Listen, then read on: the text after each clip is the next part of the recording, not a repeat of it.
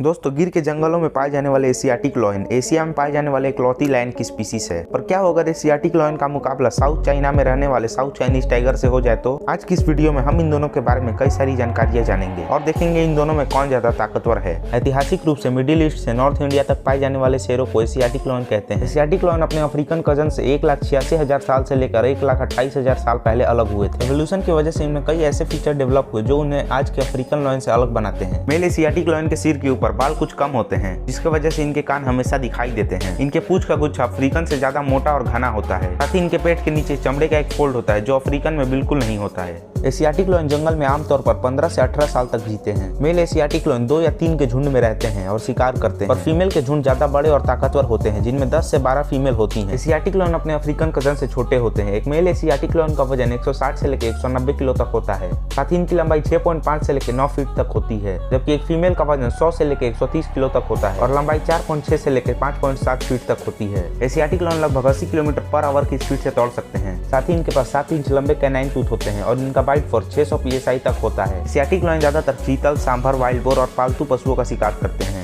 शेर घने जंगलों में नहीं बल्कि खुले मैदानों में रहते हैं, जहां आसपास कोई वाटर बॉडी अवेलेबल हो। जैसे जैसे इंसानों की आबादी बढ़ती गई, वैसे ही हम शेरों के इलाके को कॉन्कर करते गए। खुले में रहने वाले और शिकार करने वाले शेरों को मारना भी ज्यादा मुश्किल नहीं था। मुगलों के जमाने में शेरों को मारना सम्मान की बात होती थी। शहंशाह जहांगीर और शेरों से जुड़े हुए कई सारे रोचक कहानियां इतिहास में दर्ज है।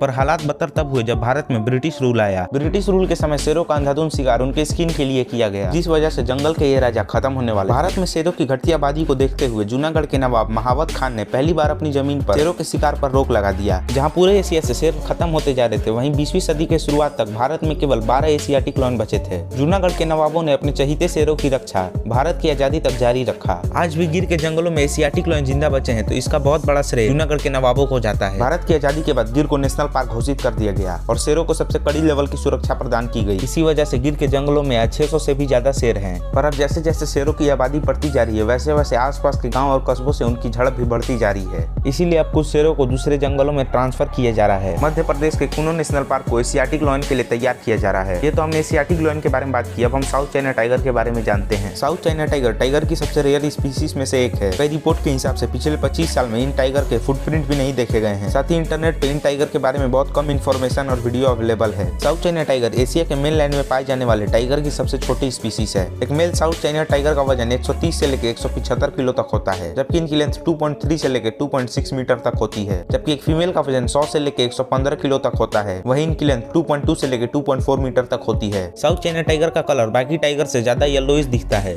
और इनके फेस और स्टोमक भी ज्यादा व्हाइट नजर आते हैं। साउथ चाइना टाइगर के पास 7 इंच बड़े कैनाइन टूथ होते हैं, जिनसे 600 से 850 PSI तक का बाइट फोर्स जनरेट कर सकते हैं।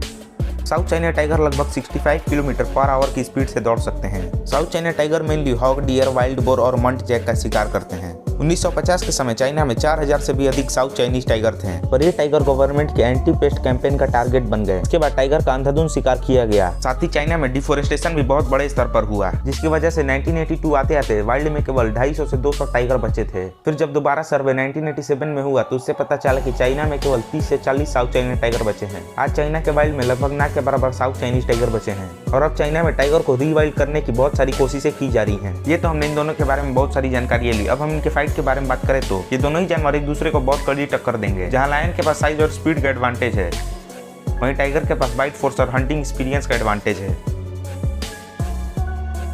पर फिर भी मेरे हिसाब से इस फाइट में एशियाटिक लॉयन के जीतने के ज्यादा चांसेस हैं। तो अब आप कमेंट करके बताइए कि आपके हिसाब से इस फाइट में कौन जीतेगा।